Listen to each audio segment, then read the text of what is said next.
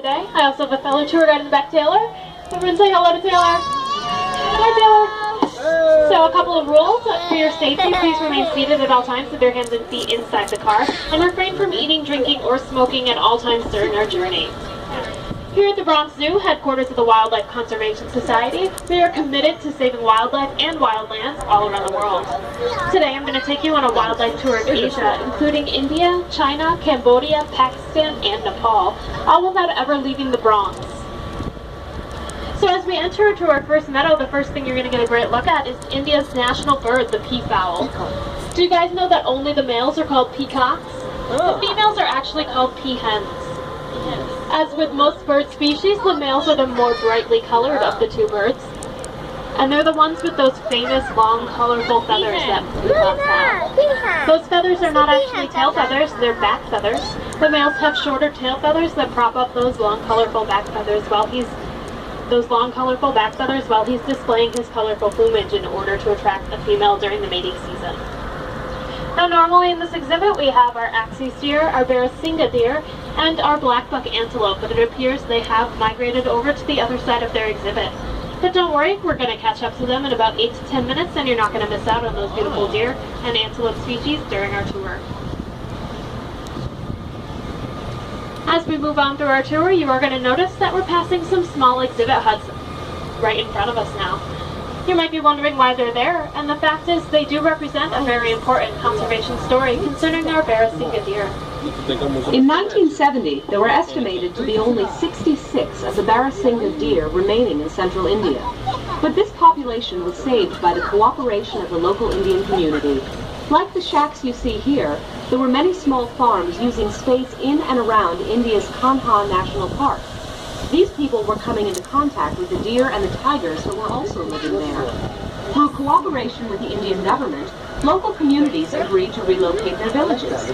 By moving, the farmers still had land to farm, but the tigers and their prey got more room to roam. So we all know that a species that no longer exists is called extinct, like the dinosaurs or the dodo. The next species we're going to be seeing was on the verge of extinction. In fact, the Mongolian wild horse was extinct in nature, meaning they could only be found in captivity. And right now you're thinking, okay, they're obviously extinct in captivity too. But I promise they're not. We're going to catch up with them in just a moment. Recently, there have also been reintroductions to the Mongolian wild horses into parts of Mongolia and China from North American and Asian zoos. And when we catch up to the Mongolian wild horse on top of the hill up here, you might notice that they do have a slightly different appearance from the domestic horse that you might know and be a little bit more familiar with.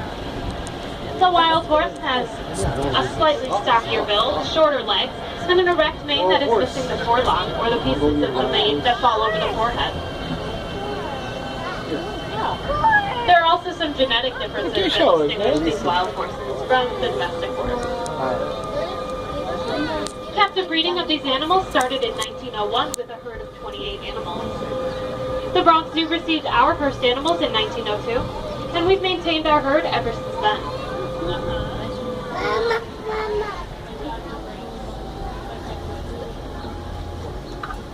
So the Mongolian wild horse is a very interesting and rich history that started thousands of years ago. And luckily for all of you, I have some of that history for you right now. The first accounts of Mongolian wild horses come from rock engravings, paintings, and even cave drawings that date back more than 20,000 years. And the first written accounts were from Tibet, sometime around 900 AD. But these horses remained largely unknown and unnamed to the Western world for many years. During an expedition to Central Asia in 1879, a famous Russian explorer and naturalist, Colonel Nikolai Przewalski, encountered the horse in western Mongolia. Because of his discovery, this species is also known as Przewalski's horse. Though researchers sometimes have trouble pinpointing the animals they want to study in the wild, Taylor and I are thankfully here to help you guys locate the animals we want to see on this monorail trip, even if they're not in plain sight. As we look for the animals, just think about where you would go if you wanted to find a quiet place to rest, maybe a shady spot, or even just a little bit of grazing time. As we enter our next exhibit, we are looking for two endangered species, and the first is the brow antler deer, which you can see right ahead of you right now. The brown antlered deer get their name from the look of the male deer's antlers. The deer you're seeing now are ladies, so you're not going to see those antlers. Yeah. However, they do look like their big old eyebrows. Currently classified as vulnerable, the brown antlered deer are continuing to lose their wild space. In many areas, they must resort to feeding on crops as their wildlands have been taken over for farming. And next, you get a great look at some of our gaur. Gaur are the world's largest wild cattle. They can weigh up to 2,000 pounds, as much as a small car. Males can be 6 feet tall and 10 feet long. With their large size and impressive horns, a male gaur can fight off just about anything, even a tiger. The largest threats facing these huge animals today is the loss of their ancient habitat, as well as the diseases they can catch from domestic cattle. Here at the Bronx Zoo, we help endangered species like these with species survival plans. Here at the zoo, we help gaur and brown antlered deer and many other species by participating in cooperative zoo management programs called species survival plans. The name says it all. The plans aim to help these animals survive. Zoos across the country work together to maintain genetically diverse populations of rare and endangered species. It's easy to forget that the Bronx Zoo sits in the heart of an urban environment, but the noise you may hear now is traffic on the Bronx River Parkway. The large fence you see in front of you is used to reduce the noise of city traffic. As we round the next corner, I want to remind everyone once again to remain seated at all times, as we are on the lookout for a tiger. Tiger stripes provide excellent camouflage in the jungle. Tigers are so secretive that even professional researchers sometimes have trouble spotting them in the wild. Adult tigers are solitary creatures and prefer to live alone, which is why we're only going to be seeing one tiger in the exhibit at a time. And there he is, front and center. This is Yuri, our 5-year-old Siberian or Amur tiger. Yuri weighs about 350 pounds. Now, tigers eat a variety of prey in the wild, but they do prefer wild things and medium-sized deer. A tiger will typically gorge itself on a fresh kill, eating up to 40 pounds of meat in one sitting. To give you a little reference point, that's like eating 160 hamburgers all at once. After a meal this size, however, a tiger typically won't eat again for several days. All tigers are endangered. Poaching, a lack of prey, and a loss of habitat have all reduced tiger numbers.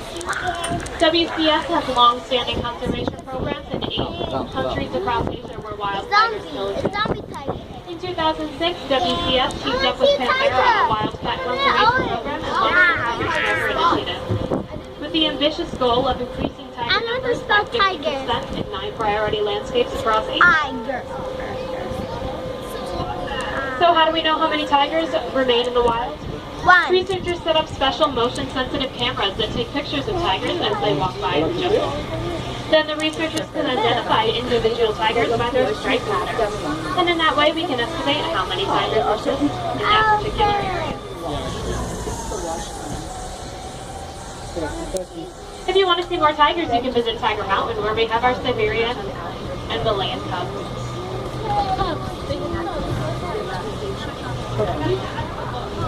I see one. Ahead you can see that there is a dirt road running along beneath our tracks.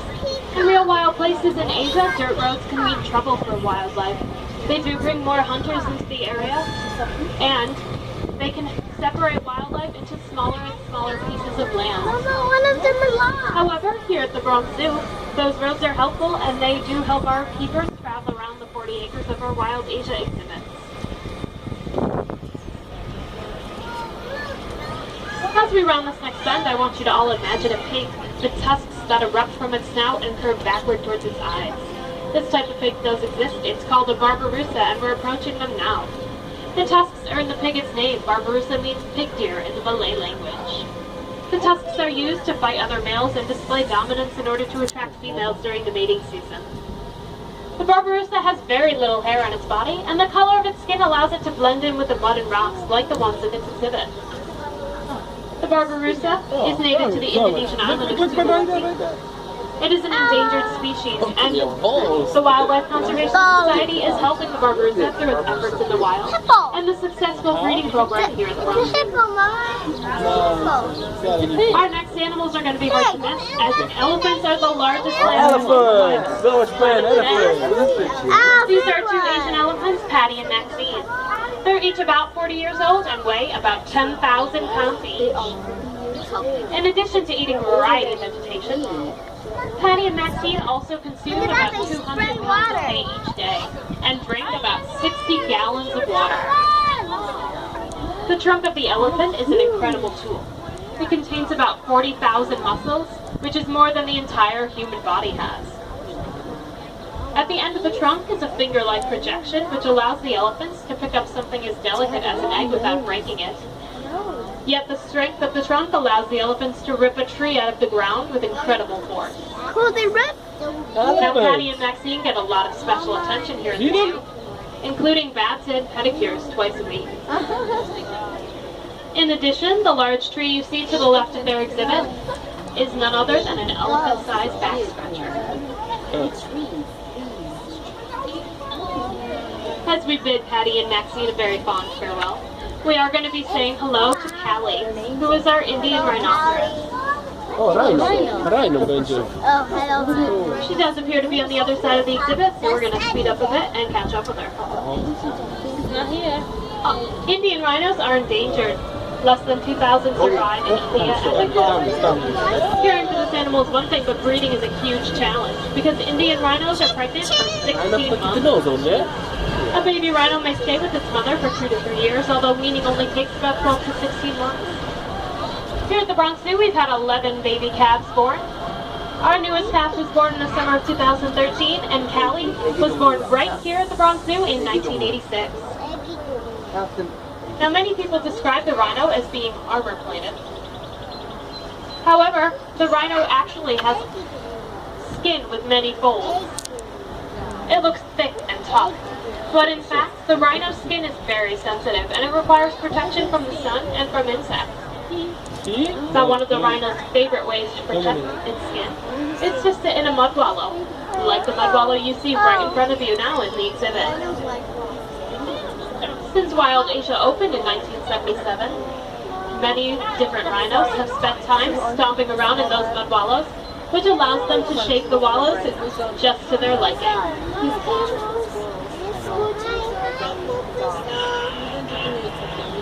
Now, as I mentioned before, rhinos are a critically endangered species.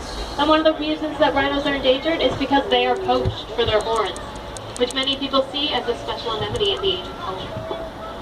The horn of a rhinoceros is very different from that of a goat or antelope. It is not attached to the skull. Rhino horn is made from compressed keratin fibers, the same material that is found in fingernails and hair. Although rhinos are a protected species, poaching still occurs. Rhinos are killed for their body parts, but some people believe that this horn has special medicinal powers. It is also used as an ingredient in some traditional Asian medicines, and the rhino horn is also prized in some cultures for making dagger handles. Asia is the continent with the largest number of deer species, and it's very well known for its deer diversity. In our next exhibit, we'll be on the lookout for several species of deer and one antelope species.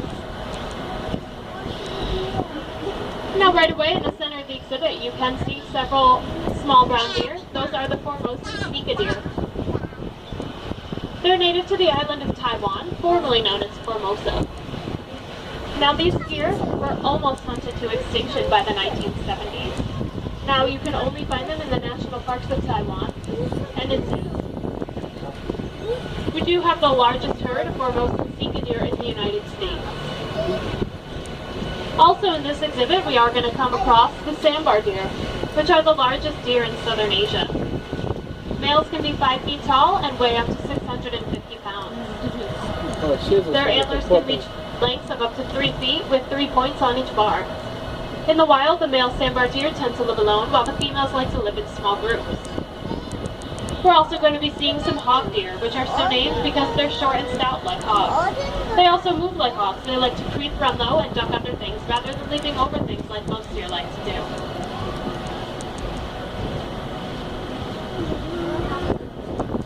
When the hog deer is alarmed, it emits a whistling noise or a barking sound, and they're native to Pakistan, eastern India, and southern mainland Asia. And as we move along, you can see the small herd of hog deer gathered around the stream, and the large chocolate brown deer in the back part of the stream are the sandbar deer. In the far back of the exhibit, to the right, you can also see some nilgai antelope. Nilgai can be recognized, the mature males can be recognized by the ornamental tuft of fur around their throat and by the bluish-gray coloration of their fur.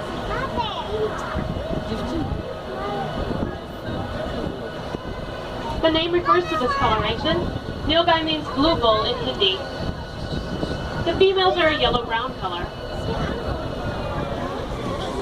Nilgai prefer to eat grass, but they'll also eat leaves, flowers, and fruits from trees. They stand on their hind legs to browse as high as possible. Past the double fence, we are also going to be entering the exhibit that has China's tufted deer in it. You might notice in this exhibit that there are a lot of trees that are wrapped in wires. You might be wondering why we wrap our trees in wire. The trees in the exhibit are extremely important to our animals.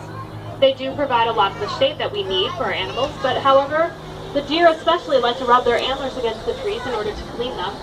And if the tree loses too much bark, it can die.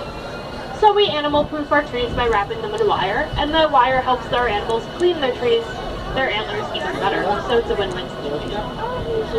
So as I was saying, in this exhibit we have China's tufted deer. They weigh only about 40 pounds and they're pretty elusive, so they might be a little difficult to spot.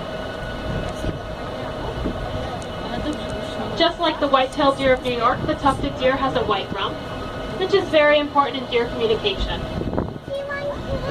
When the tufted deer senses danger, it raises its tail, showing a flash of light, which warns other deer in the area that there may be danger nearby. This can be very important when a mother deer is signaling her fawns to follow her in flight. We're now crossing back over the Bronx River. The Wildlife Conservation Society knows how important it is to keep the river and the corridor in Greenway clean, so it can be enjoyed by wildlife and Bronx residents alike. If you want to learn more about the river, you can visit our Mitsubishi River Walkway, located along the edge of parking area B. Our next exhibit might look a little bit different from the others we've been visiting thus far in our journey, and that's because the rocky terrain is perfectly suited for our two species of wild goat, the Himalayan tahr and the markhor. The markhor are one of the largest and most magnificent species of wild goat. They are Pakistan's national animal, and very well recognizable by their bearded appearance and corkscrew-shaped horns. Both male and female do have the horns, but the males can reach several feet in length, while the females only reach lengths of up to 10 inches.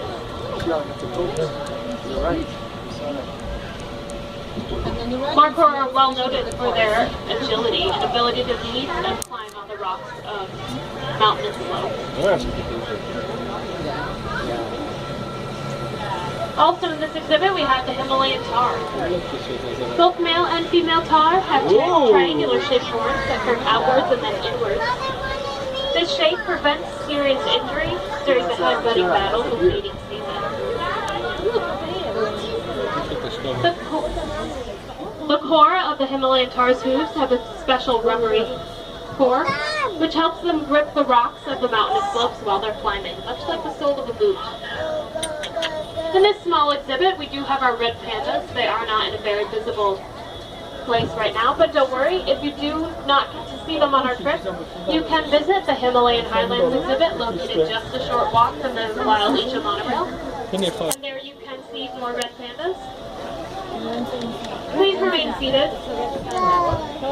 A little bit about the red panda. People have always been fascinated by the color of the red panda's fur. In Nepal, the red panda is known as hunhal, which roughly translated means firefox. The red panda was known to the Western world long before the famous giant black and white panda, and we now know the two species are not very closely related. In fact, the red panda is more closely related to skunks, weasels, and raccoons.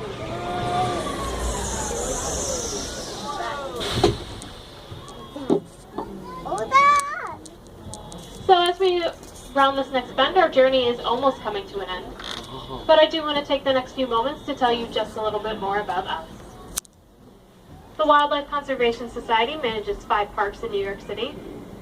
The Bronx Zoo, as you know, the New York Aquarium, the Central Park Zoo, the Prospect Park Zoo, and the Queens Zoo. We also have scientists in the field at more than 300 sites in over 50 countries.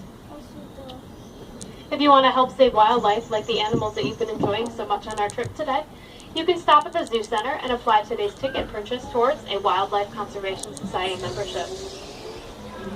In return, you can receive free entry to all 5 of our parks in New York City for an entire year.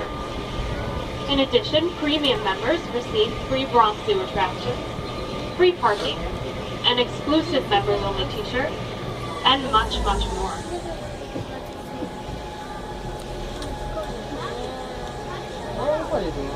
We're going to be stopping briefly up here while we wait for the train ahead of us to unload their guests and reload for their next tour. Please remain seated at all times.